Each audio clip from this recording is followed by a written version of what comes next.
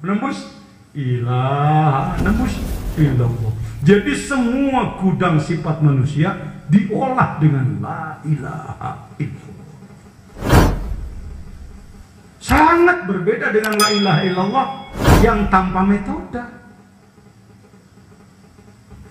Bisa jadi kalau apa itu gema suaranya, mungkin lebih hebat sang orator, sang pembicara, sang penceramah, kondang atau tangguh di tengah lapangan.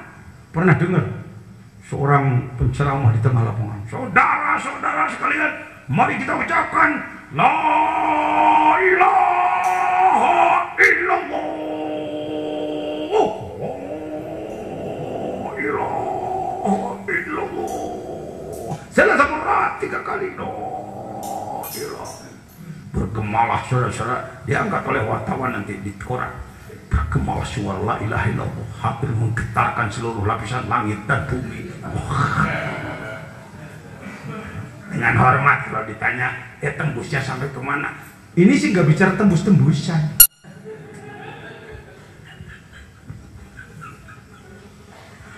Kok Pak Jajan ngomong gitu nggak nyindir, wong saya pernah jadi tukang begitu. Pengalaman. Karena menurut saya dikira la ilaha illallah seperti itu yang hebat. Enggak lah, enggak menembus kemana-mana. Itu punya kelebihan dari sisi gemak aja. Gemaknya saja. Tapi kalau ke dalamnya begini. Ya, kalau tembus ke dalam. Wa yabtadi'u ba'daha bihamzati ilaha, dan dimulailah dengan hamzah ilaha minad dimag. Sebenarnya mengucapkan ilaha itu, ilaha ditariknya itu dari otak juga. Minad dimag bitahoyul. Nah ini hati-hati kalimat tahoyul. Wah ini kok ada tahoyulnya di kiri itu? Jangan dulu begitu. Tahoyul itu gambaran kira-kira. Nah, si kalimat ilaha di sebelah kanan itu bitahoyul, dengan berimajinasi, dengan berkhayal, dengan menduga-duga, merasakan dia turun dari otak tadi kemana, hatta yantahiya wa yanzilu biha hatta yantahiya ila katibihil aiman, menembus di wilayah pundak sebelah kanan. Lalu ayat tadi ubadah bihamzati illallah, menggunakan kalimat illallah bitakhayyul lagi, min katibihil aiman, dari wilayah pundak sebelah kanan, wa yumidduha binuzul ala karosis sodri, diturunkan melalui jalur dada hatta yantahiya ila qalbis sonubari, sampai kepada qalbu sonubari. Hati-hati, sudah saya jelaskan kemarin. Sonubar sebenarnya apa? Nama buah. Kok disebut qalbu sonubari? Kalau qalbu ditujukan kepada jantung menggunakan istilah qalbu karena dia taklid, bolak-balik, glak glak glak glak glak. Jadi qalbu itunya disebut qalbu. Ya, bukan qalbu dimensi abstraknya, bukan qalbu dimensi ketuhanannya, tetapi memang posisinya di posisi jantung. Majaz mursal, di atas meja ada apa ini? Ada gelas. Gelas di atas meja. Meja gelas bukan. Gelas meja bukan. Itu majaz mursal. Orang yang matang mendalami sastra ilmu bayannya akan paham 35 alaqoh majaz mursal. Ya, ini namanya haliyah. ada mahalliyah dan lain-lain. Nah, kalau kolbu sanubari atau jantung disebut kolbu, itu majaz mursal. Min babi itlaqil mahal, yang disebutkan tempatnya, jantungnya, sedangkan yang dituju adalah latifah kolbunya. Jadi majaz mursal. Wa yamidu habin nuzul ala karasi sadri hatta yantahi ila qalbi sanubari fil janibil aisar, di lambung sebelah kiri, tahta idhamil jambi wa dilai, dan di bawah tulang-tulang rusuk sebelah kiri. Fayadribu, maka dipukulkan, dihunjamkan al jalalata lafaz illallah, Allahnya, bikuwatin nafasi al mahbusi, dengan kekuatan nafas yang dihembuskan, ala suwaida'il kolbi, ke wilayah hitam-hitamnya jantung, hatta yata'assara bihararatihi. Bayangkan, sekali mengucapkan la ilaha illallahnya, bukan pengucapan ngejar jumlah, tapi satu kali itu saja sudah sangat berbobot. La mengolah 3 latifah, ilaha mengolah 2 latifah, illallah mengolah 2 latifah, dan lafaz jalalahnya diarahkan kepada jantung sehingga ia menghasilkan panas, hatta yata'assara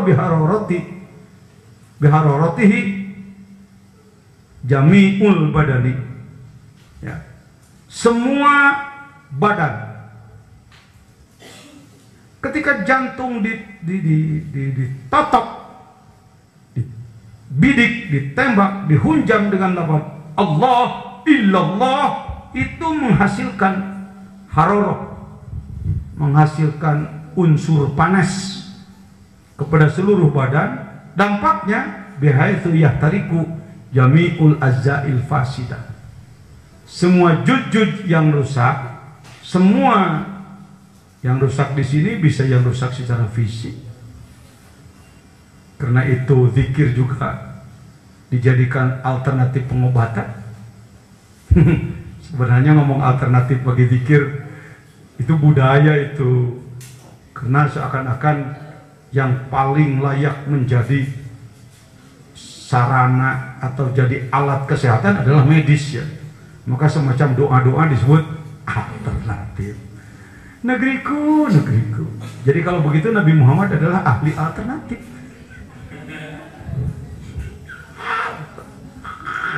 Prihatin. Ahli doa yang ahli. Kalau pakai pil alternatif. Boleh Pak ngomong begini, boleh Pak. Mohon maaf, banyak para dokter yang konsultasi pada saya kalau soal ini. Ya. Aduh, ya kecuali dukun lah ya. Mau disebut alternatif boleh lah, karena dia kemana larinya. Tapi tetap aja oleh Allah ditolong juga ya. Baik, jami'ul badani bihaitsu yahtariqu jami'ul ajza'il fasidah. Semua jujud yang rusak, sebutlah kandang-kandang setan lah, bahasa mudahnya. Ya. Darah-darah yang dihasilkan dari rezeki haram, ini pembersihan ke situ. Jangan menganggap bahwa darah yang mengalir di badan, berapa liter di badan? Katanya berapa liter? 6 liter ya? 8. Kalau 8 liter dijadikan tetesan, kira-kira jadi berapa juta tetes ya?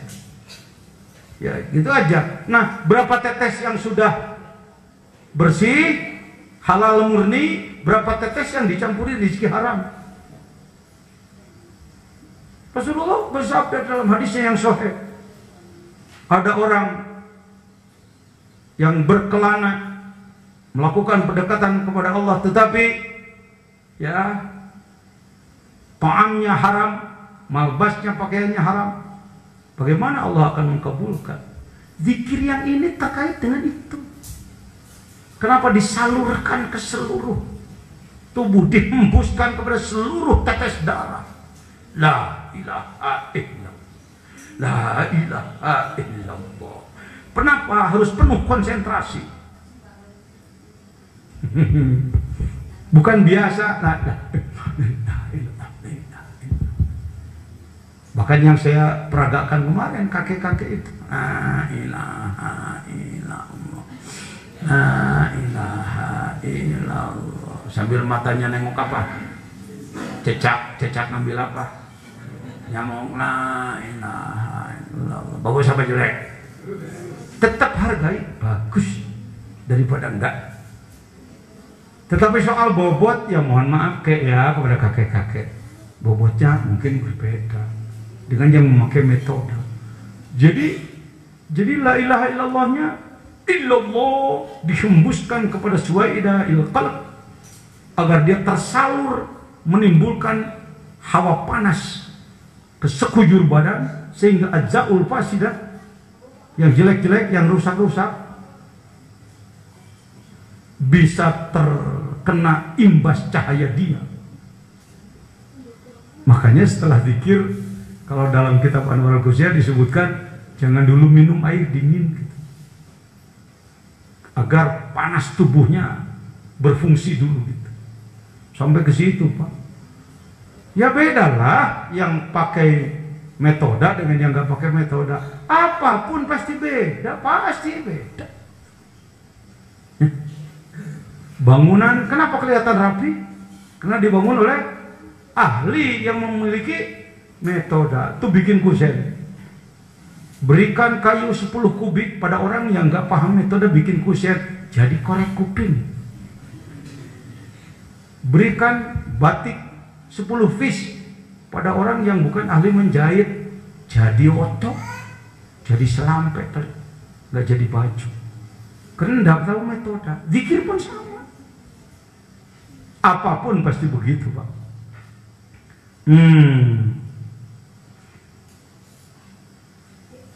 Wa yatanawwaru ma fil badan tuh, dan bermunculanlah cahaya pada setiap tetes darah, daging, tulang, otot, urat, seluruh memiliki cahaya. Bukan cahaya terang kayak lampu, bukan. Cahaya Allah, Allahu nurus samawat. Tanpa rupa cahaya Allah itu, tanpa rupa. Malam itu pun cahaya Allah. Oh nggak ada, ini gelap aja dia. Ini kan lagi ngaji daleman, ya. Jangan disamakan dengan ilmu biasa. Minal azza'i solehah, dari jujud yang soleh, binuril jalalah tuh kan, dengan cahaya lafaz Allah, fayahitu ala mahallil lataifi kulliha, maka ia menembus, mencakup kepada semua tempat-tempat latifah yang 7. Oh begitu, oh pantas Abah, walaupun terkadang beliau mengatakan talqin 7 latifah, tapi sangat jarang menyampaikan itu. Saya mungkin salah seorang atau satu-satunya orang mungkin yang menjelaskan bahwa dengan menggunakan la ilaha illallah seperti itu, 7 latifah sudah diolah semua. Ya. Mungkin Bapak dengar-dengar orang lain sih sudah ditalkin berapa latifah? 7. Angkat tangan yang pernah ditalkin 7 latifah. 1, 2. Yang lain kebanyakan belum. Nggak usah kecil hati. Kenapa? Karena dengan menggunakan la ilaha illallah seperti itu sudah menyentuh semua latifah. Setiap selesai penataran mubalik di Suryalaya, pada periode saya dulu, saya sebagai ketuanya, selalu saya ajak untuk talqin 7 latifah. Mohon maaf, banyak latifah sudah ditalqin semua, sifat masih belum banyak, Pak. Ya, dengan hormat ya, maaf, tidak bermaksud menyinggung. Sekali seangkatan itu 300. Telah 300 peserta talqin 7 latifah semua. Ya ada lah yang ditalqin 7 latifah memang wataknya sudah bagus, semangatnya bagus, lalu semakin lengkaplah dengan ditalqin 7. Tapi saya katakan nggak jamin, nggak. Jadi Anda yang belum ditalqin latifah 7 nggak usah minder. Saya mau belum, karena menggunakan la ilaha illallah seperti ini, saya ulangi, adalah sudah Mengolah berapa? Kayak nggak ketangkep omongan saya ini. Alhamdulillah. Paham ya? Oh, udah gini. Pentingnya ketemu saya mungkin antara lain legalitas seperti ini. Kemarin ketika belum dijelaskan, saya tanya taholli tajalli. Bapak-bapak, saudara-saudara sudah taholli belum? Belum. Taholli itu kan kelasnya tuh kan, selalu kelasnya tinggi. Ketika saya jelaskan taholli itu mengurangi dosa, ternyata bapak-bapak dan ibu-ibu jamaah sekalian, bukan pendosa kelas tertinggi, artinya tidak ada dosa yang tidak ditinggalkan. Semua dosa dilakukan? Enggak. Saya tanya, tadi malam membunuh berapa orang? Enggak, apa dari mulai hidup juga belum. Ya namanya itu sudah taholli. Sudah merintis taholli. Taholli itu bukan ujuk-ujuk semua dosa lepas. Enggak. Berkurang sih. Enggak ada orang yang lepas dosa semuanya, enggak ada, Pak. Kecuali para nabi ya. Orang yang sudah menjadi waliullah sekalipun dosanya masih banyak. Kalau ingin paham betul tentang perdosaan, coba baca doanya Sayyid Akasha. Alim tuminhu aul lam a'lam sirra wa alaniyah. Ya Allah, bila ada dosa-dosa saya, dosa yang saya sadari dan dosa yang tidak saya sadari, dosa yang terang-terangan atau saya sembunyi-sembunyi. Kalau Bapak disuruh ngitung dosa Bapak, sepengetahuan Bapak kita lah, kalau kita diminta, termasuk saya, coba Bapak hitung dosa-dosa Bapak secara rinci, dihitung semua, insya Allah tidak sampai 10% itu. 90% dosa-dosa yang belum kita ketahui. Itu gimana itu sampai ada orang yang mendapatkan karomah, Pak Jajan?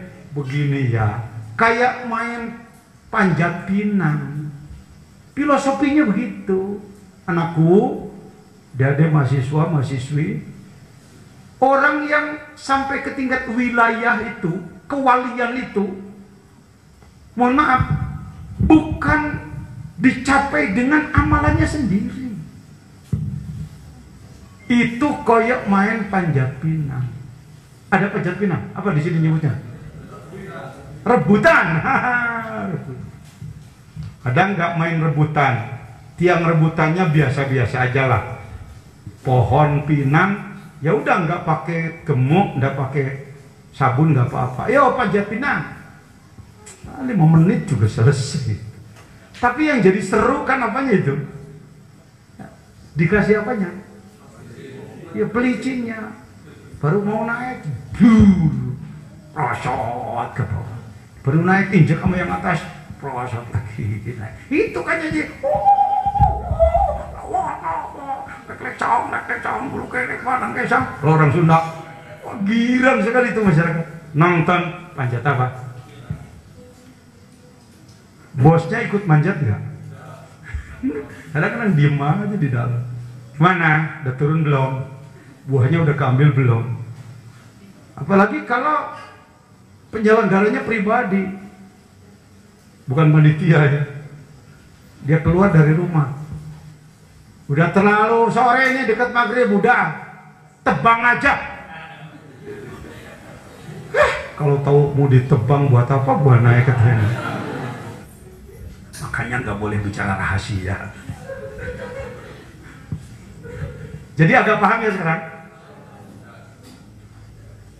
Jadi orang-orang seperti kita, sebut saja, boleh ikut main rebutan.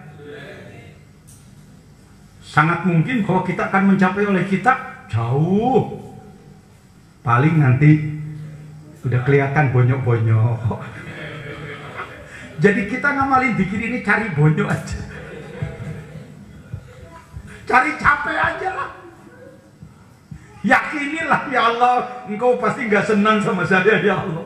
Wong saya ini orang nggak bener, ilallah, ya Allah, dibanding mereka yang nggak bener tapi nggak dikir kan mendingan saya ya.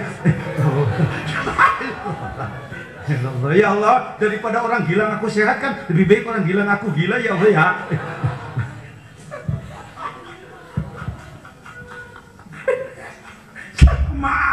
Kalau orang sebodoh saya, kadang-kadang ya dapat cipratan karomah ya. Bukan karomah saya, karomahnya para guru nyiprat ke saya. Kata orang, luar biasa ya Jejen itu. Kamu tertipu aja. Kamu tertipu. Makanya kalau Anda hormat sama saya suka ketawain. Ngapain lo? Goblok mau ketipu lo. Nggak tahu borok gue lo. Dalam tarekat enakan begitu kan. Ketimbang kaku banget tuh, jalan aja nunduk terus. Torekot di rumahnya serba haram. Kadang orang pusing dengan saya. Tuh tadi kalau ikut makan malam di mana? Tuh, ada yang nyumbang lagu tuh. Kok torekot begini? Memangnya torekot harus apa? Haram. Serba haram, bid'ah. Pindah aja ke pulau sendiri, nggak bergaul dengan orang aja. Maaf ya.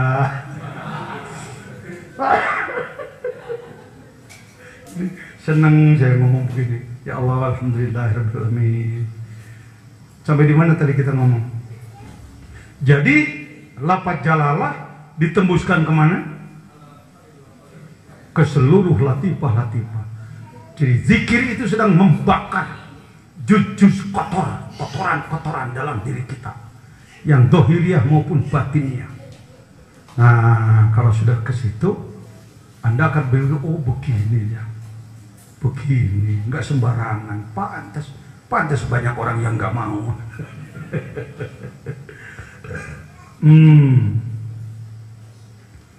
Wailah itu mana tahlil, ayla maksuda illallah. Dan mulahadzahkan, dawamkan, terus tetap adakan kesadaran makna tahlil. Awas, jangan menganggap bahwa yang namanya tahlilan itu kumpul untuk baca-bacaan bagi orang yang meninggal. Itu tahlilan sempit, Pak. Apa ya doa yang pantas ya? Kenapa disebut tahlilan? Karena inti daripada amaliyah tersebut adalah lafaz la ilaha illallah. La ilaha illallah itulah hailalah atau tahlil. Tahlil itu mengagungkan. Tahlil itu kalimat la ilaha illallah, kalimat untuk mengagungkan Allah. Di dalamnya terkandung makna yang sangat banyak. Di sini disebutkan la maksuda illallah. Bahkan kita sering menyampaikannya 3 kan. La ilaha illallah, la ma'buda illallah, la ilaha illallah, la maksuda illallah, la ilaha illallah, la maujuda illallah. Kalau sudah la maujuda itu habis, itu fana itu. Tahap awal yang ngomong aja lah dulu, belum naik kepada kesadaran. Lama-kelamaan menjadi kesadaran. Wa min kalimatin nabi yunfi jami'al muhdatsat. Dari kalimat la ilaha berarti ia sedang menafikan, menghanguskan, membuang semua muhdatsat minan nazari, dari pikiran, wal i'tibar, dan ijiran, wayan duruha nadrol fana, semua selain Allah. La ilah, tidak ada sesuatu yang layak dijadikan Tuhan. Kenapa? Karena semuanya adalah fana, semuanya adalah lebur. Itulah ilah. Jujur, di dalam kalbu kita mana yang lebih menjadi pribumi, Allah atau keinginan? Terserah. Jujur aja, orang di kelas saya juga masih Allah itu sering diusir.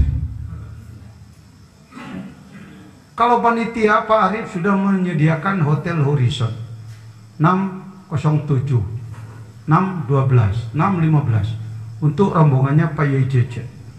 Pak Jejen sudah capek, lalu istirahat, umpama jam 12 malam, panitia karena ada saudaranya dari Palembang sana bawa anak yang masih kecil dan nangis mencret lagi, dibawa ke kamar saya.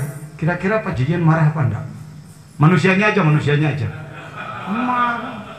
Goblok panitia, tambah lagi udah 2 orang, ditambah lagi 5 orang. Siapa sih ini? Ini keluarganya dari Palembang. Datang lagi Pak Haji Jamil. Tok tok tok tok tok, tingkleng. Siapa? Jamil. Ada apa Pak Haji? Ini loh, ada titipan apa? Itu peti bekas ikan pedak. Peti apa nyebutnya di sini? Kas ya? Ya pokoknya gitu. Bekas ikan asin yang masih buah. Dibawa kemana? Kira-kira Pak Jejen tetap di situ dengan ikhlas atau pindah sendiri ganti hotel? Mungkin ya udahlah, silakan kamu di sini biar saya cari hotel lain. Paham maksud saya? Kolbu ini hanya untuk Allah, nak. Kolbu itu hanya untuk Allah, tidak boleh untuk yang lain, tidak boleh. Disebutnya Baitullah, makanya jangan sempitkan kolbu ke daging hati. Anda jadi keliru nanti. Masya Allah, di dalam daging hati kayak liver, kayak belatung. Bukan di situ. Kolbu itu wilayah batin dalam diri kita. Dengan kata lain, wilayah ketuhanan dalam diri kita. Hanya untuk Dia. Seperti halnya di Baitullah sana tidak boleh ada berhala di dalam. Bukan Allah diam di situ, tapi kolbu hanya untuk aku, kata Allah. Kita masukin bayi mencret. Keperluan kita dimasukin ke kolbu. Yang bau-bau, yang jelek-jelek dimasukkan ke dalam. Mungkin kata Allah, iyalah silakan kolbumu untuk semaumu, biar aku pindah hotel aja. Paham maksudnya? La ilaha illallah sama dengan hehehe, keluar. La ilaha, keluar kamu. Illallah ini hanya untuk Dia. Kamu beraninya masuk ke situ. Mungkin kata si dunia, kata mobil, kata apa, aku kan mengikuti keinginanmu. Malu, keluar. Mengusir itu. Kalau gitu nanti saya miskin dong Pak Jejen. Jangan mengambil keputusan ke situ. Tidak ada dalil dalam Quran bahwa umat Islam harus miskin, nggak ada. Nggak ada Pak. Ayo kalau Anda lebih ahli daripada saya di bidang ilmu, angkat silakan, please. Ayat mana, surat mana? Surat apa, ayat berapa yang menyatakan bahwa umat Islam harus miskin? Ya ayyuhalladzina amanu la tamlikud dunya. Wahai orang-orang yang beriman, engkau tidak boleh memiliki dunia. Allah, Masya Allah. Tidak ada ayat begitu. Kalau ada umat Islam yang hari ini masih belum sejahtera, ya sabar dan berupaya. Nunggu giliran. Ini nggak tahu siapa nih, doktrin dari mana. Seakan-akan umat Islam harus miskin. Giliran punya pabrik, orang Korea yang punyanya, umat Islam jadi satpam. Yang paling prihatin, perempuan-perempuan muslimah jadi wanita piaraan.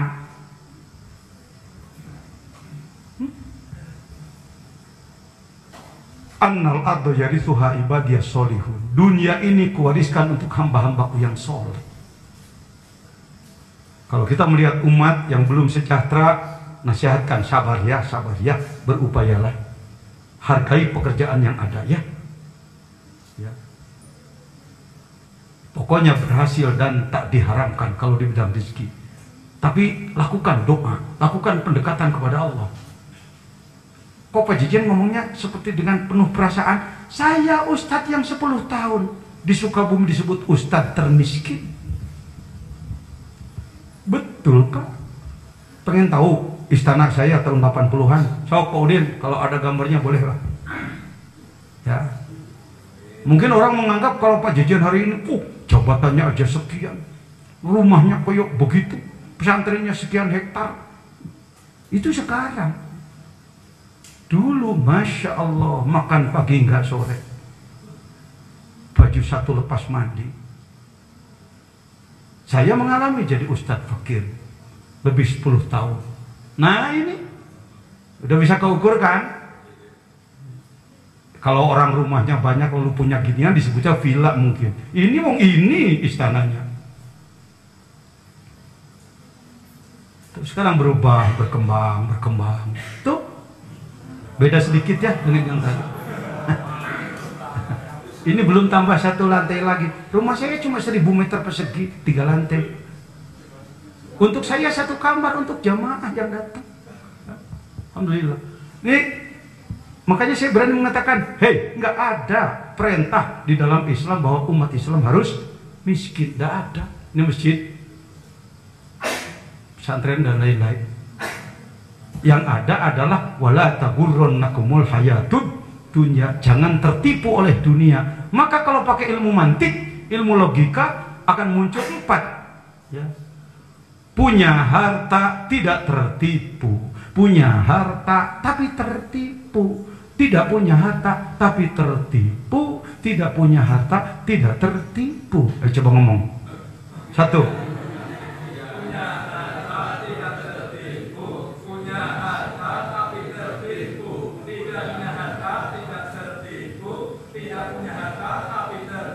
Sayang cuma sendiri yang ngomongnya. Ya, DPAJ, Dewan Perwakilan Jamaah. Itu pakai mantik itu. Setiap 2 kalimat disambungkan pasti akan keluar 4, Pak. Itu sudah rumus logika itu. Ya. Setiap 2 kalimat disambungkan akan muncul. Nanti disebutnya nisbat. Itu disebut umum khusus min wajhin. Qad yaftariqu wa qad yajtami'a. Yuk, punya harta tidak tertipu, punya harta tapi tertipu. Tidak punya harta tidak tertipu, tidak punya harta tapi tertipu. Pilih yang mana? Nah, gitu aja. Jangan pilih tidak punya dan tertipu, apalagi repot. Buktinya apa jajan bukti. Aduh, memang harus ada bukti. Orang kaya, rumahnya besar, kendaraannya banyak, tanahnya luas, perusahaannya banyak dan maju, miliarder dia, tetapi ibadahnya bagus.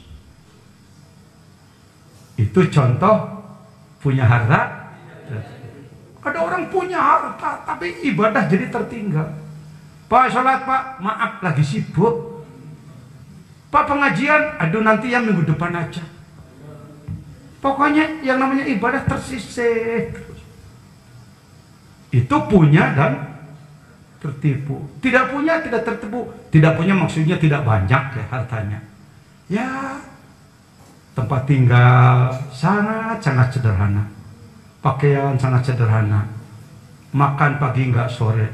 Atau bahasanya, kalau hari ini makan besok masih dipikir makan apa enggak besok. Kan gitu ya. Di bidang permakanan orang Indonesia begitu. Banyak kelompok, besok makan apa tidak, besok makan apa, besok makan di mana, besok makan dengan siapa, yang ujung besok makan siapa, kan gitu. Memang orang Indonesia ini, kalau banyak orang yang menyebut al-barbari sekarang, barbari, saling makan orang. Ya. Nah, baik, saya mengalami, alhamdulillah. Jadi semua berpotensi, berpotensi. Kalau hari ini kita belum sejahtera, obatnya adalah sabar dan berupaya. Sabar dan, kalau mau, saya mau segini aja, ya silakan. Kalau mau memilih segitu, bahagialah dengan keadaan seperti itu. Jangan repot, upaya cuma segitu, tapi merengeknya nggak begitu. Kemampuan cuma segitu, saya mau, ya namanya. Setiap ketemu orang, jadi memang begini sih bapaknya anak-anak itu males kan. Ngomong di mana-mana ngoceh terus. Ini gaya-gaya Indonesia ini. Andaikan dia belum sejahtera, tapi dia bisa tersenyum. Lihat rumah orang 3 lantai, rumah kamu cuma begitu. Alhamdulillah, daripada yang nggak punya. Susah ngadepin orang makrifat. Zikir itu ke situ fungsinya, nak. Ke situ fungsinya. Ya, ala bi dzikrillah tatmainnul qulub. Lanjut. Ya, sudah. La maujuda illallah, la maksuda. Nafikan segala sesuatu selain Allah. Dari pandangan, dari iktibar, pemikiran, semuanya adalah fana, semuanya adalah lebur. Dan dari kalimat isbat illallah yusbitu fi qalbihi wa nazrihi zatal haqqi ta'ala.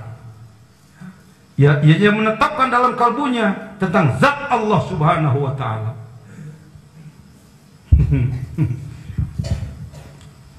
Berani nggak ngomong begini? Tuhan di dalam diri saya. Pernah nggak ada penceramah ngomong begitu? Berani ngomong begitu pasti disambit itu. Ini enaknya Indonesia, masih ada cara. Sampaikan dengan seni. Oleh Mas Ebit disampaikan dengan seni, nggak ada yang protes. Tuhan ada di sini, di dalam jiwa ini. Berusahalah agar dia tersenyum. Berusahalah agar dia tersenyum. Du du du du du. Haram lagi. Du du du du. Oh oh oh oh oh oh. Kalau salawat dilakukan nggak ada yang protes. Tapi kalau kiai ngomong begitu, kiai apa ini? Jaffar akhi kilashbu bishafatayk. Allah Allah Allah Allah Allah. Salli ala. Wal wardatil hamra fi khaddayk. Wal wardatil hamra fi khaddayk. Masya Allah, Masya Allah.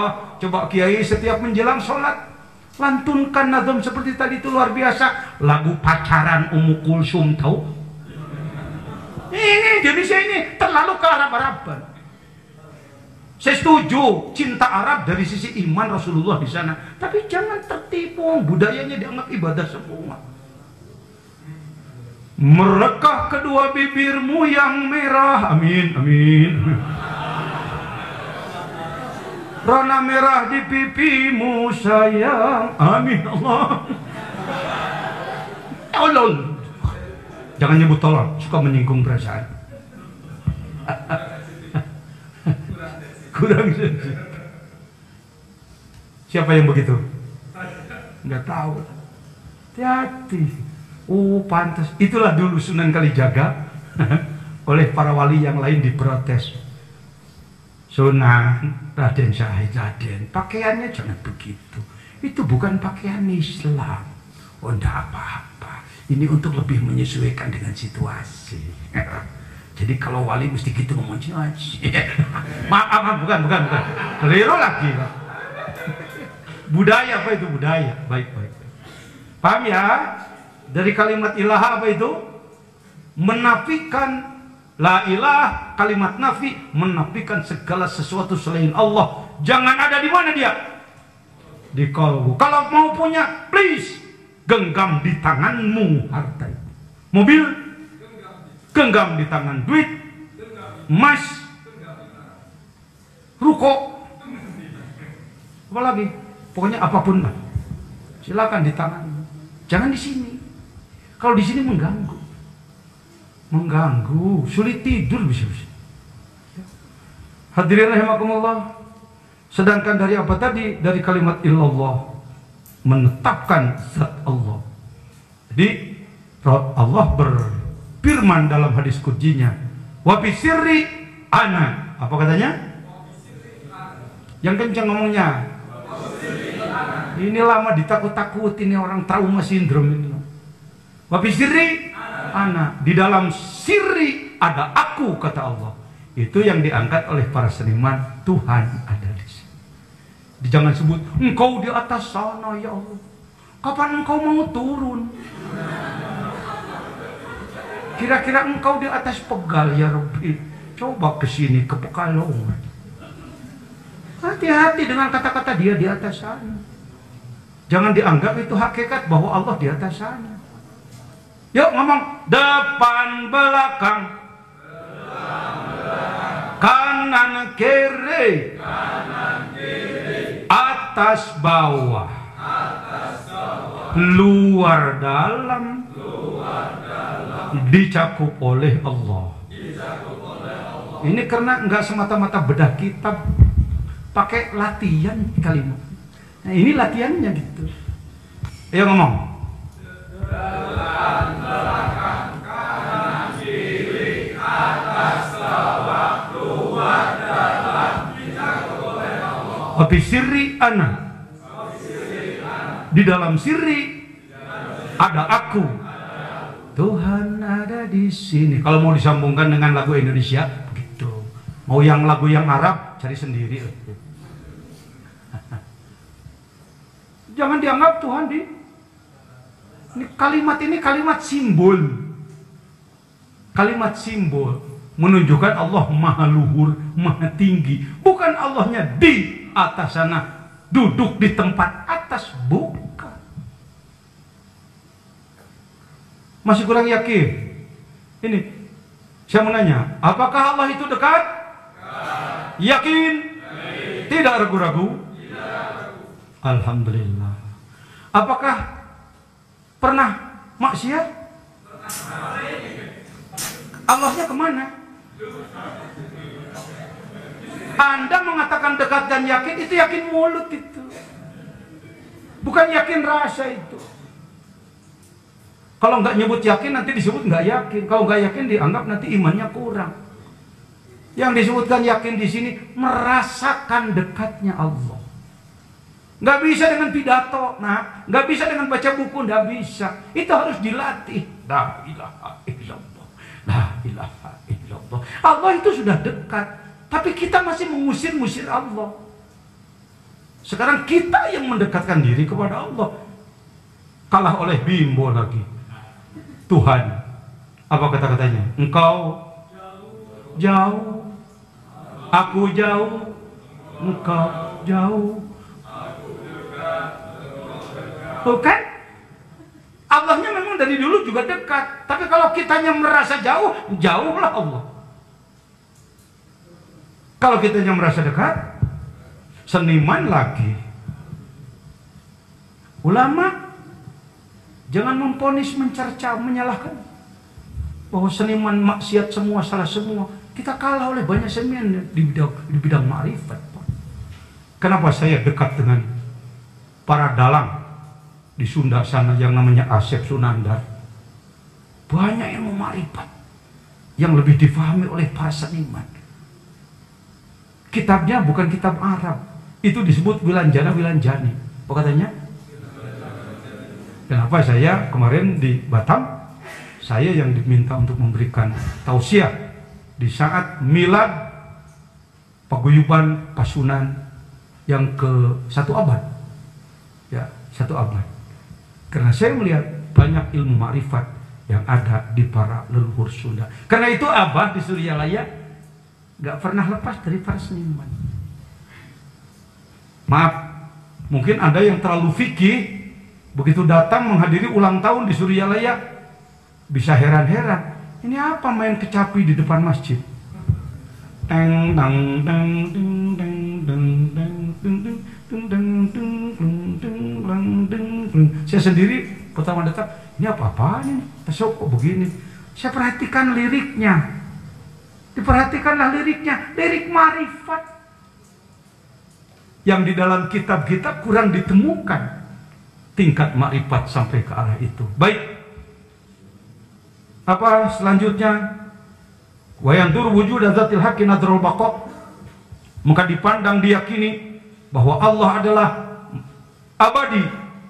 Wa fi akhiriha, ketika Anda selesai melaksanakan, kalau tingkat dasar yaitu ba'da sholat fardu 165, dawamkan itu, jangan anggap remeh itu. Untuk menjadi orang yang dawam mengamalkan la ilaha illallah 165 setiap pada sholat nggak mudah. Diawali dengan memaksa diri dulu itu. Perbandingan antara yang menerima talqin mengamalkan dan menerima talqin belum mengamalkan, saya kira lebih banyak yang belum mengamalkan. Jujurlah. Yang hadir di sini juga belum tentu istiqomah mengamalkan semuanya. Jangan tersinggung ya. Tersinggung apa enggak? Harus tersinggung. Orang yang enggak tersinggung enggak punya perasaan. Tapi jangan gondok gitu. Tersinggung jangan. Sedangkan nanti meningkat. Mulailah mungkin setelah sholat malam, bangun jam 2, jam 3, zikirlah mungkin 1000. Nanti naik lagi kepada 3000, 5000, naik lagi sampai kepada 10.000, nanti naik lagi kepada 100.000. Terus. Ini kitabnya. Zikir yang menjelaskan tentang mengamalkan sampai muraqabah 20 tingkat, satu tingkatnya kurang lebih 10.000 atau 1,5 jam atau 2 jam. Ini kitabnya. Saya cuplik sedikit kitabnya. Ini sudah disusun oleh Syekh Khotib Sambas 200 tahun yang lalu sudah. Kenapa dari Suryalaya tidak cepat dikeluarkan ini? Mungkin pengarsa Abah sangat bijaksana, tidak mau merepotkan murid. Biarlah amal-amalan yang berat Abah yang mengerjakan. Anak-anakku tinggal yang enaknya aja. Gak usah ikut masak, makannya aja. Allahu Akbar, Allah. Nah sekarang beliau sudah wafat. Mau terus manja begitu? Makanya buatlah di Pekalongan ini zawiyah, Pak Haji. Tempatnya sudah ada sih kira.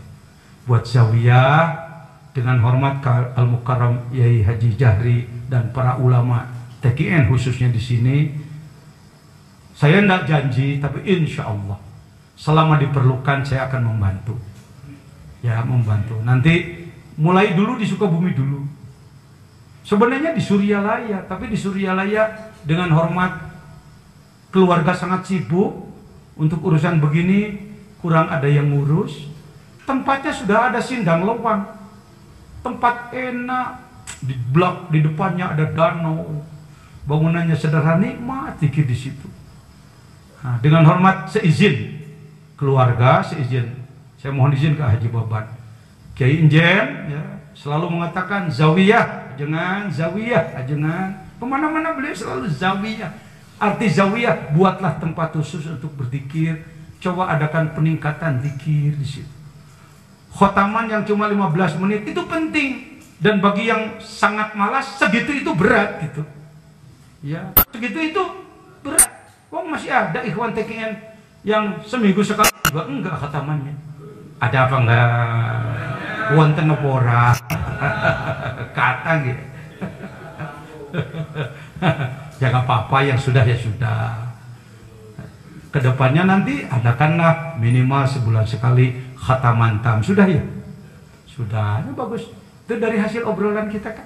Ngobrol-ngobrol ringan sambil ngopi, ngobrol, dicoba. Gitu aja. Ternyata kuat ya. Ternyata kuat. Tidak ada yang matanya lepas karena ikut khataman tam 3 jam. Tidak ada. Tidak ada yang giginya lepas, tidak ada. Kecuali ada yang lepas mungkin tadinya memang sudah longgar gitu ya. Lalu pas khataman lepasnya tidak apa-apa. Itu bukan karena khataman. Nah, nak lagi. Saudara-saudara sekalian, ada sebuah daerah, sebuah provinsi. Di situ banyak sekali ikhwan di Sumatera sana. Ketika reformasi mengalami kolab bisnisnya kolab. Mayoritas dari mereka adalah di real estate bisnis. Real estate kan di masa-masa reformasi mengalami goncangan luar biasa. Kawan-kawan bicara secara secret kepada saya, jangan gimana ini, Manakiban harus lanjut dan kami tidak punya wakil talqin. Kami harus selalu mendatangkan dari Jawa.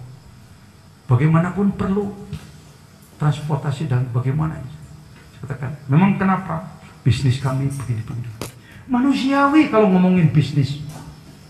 Fluktuatif pasang surut itu biasa sebenarnya. Dan jangan pernah merasa bahwa kalau ngomong bisnis itu merasa bukan Islam. Rasulullah bisnismen. Bagaimana jalan kegiatan keagamaan kalau tidak ada biaya? Bagaimana ada biaya kalau nggak ada usaha? Hati-hati ya, ini kepada para ustadz ya. Kita kalau jadi ustadz kan enaknya menerimanya aja, nyarinya nggak bisa kan? Jujur.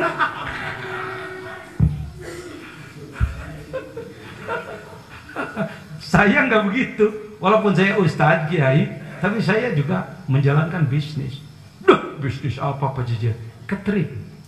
Catering apa? Tuh santri 400 sama aja saya punya rumah makan tuh. Jadi pagi sore pelanggannya 400 orang, 400 kali 1.000 rupiah, lumayan. Jangan anggap kiai nggak bisnis ya. Maka dengan hormat saya kalau diundang kemana-mana sering mengatakan jangan merepotkan panitia. Kendaraan kami ada, tempat kami ada, supaya tidak jadi ustadz yang nunggu-nunggu pemberian dari panitia. Pas mau pulang balik lagi.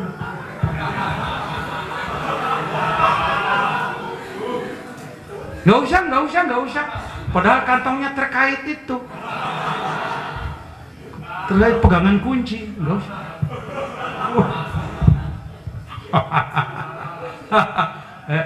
Karena bagaimanapun saya pembimbing para mubalik Suryalah ya, jadi tidak apa-apa ngomong gini ya. Memang tugas saya supaya ikhlas. Tapi tentu panitia juga memikirkan siapa yang memberikan bimbingan pada Anda. Baik, la ilaha illallah. Saya kira itu yang pertama. Wasyaro itu lanjutkan. Salamullah ala